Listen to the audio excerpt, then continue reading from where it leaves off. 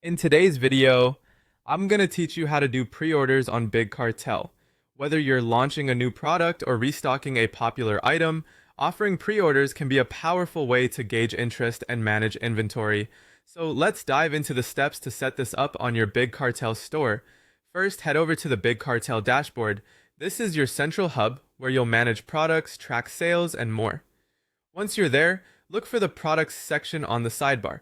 Clicking on this will take you to a list of all the items you currently have in your store.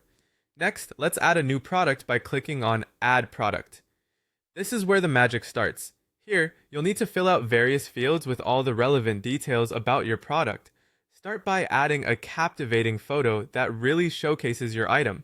A great image can attract attention and persuade customers to pre-order. Then, move on to the product name. Make it interesting yet straightforward so customers immediately know what they're getting. In the description, provide comprehensive details about your product.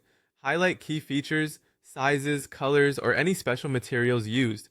This is also a great place to mention when the product will be available or shipped, setting the right expectation for your customers. Next, set a price that's competitive yet reflects the value of your offering. After filling in the details, look for the active option. Clicking on it will reveal a drop-down menu.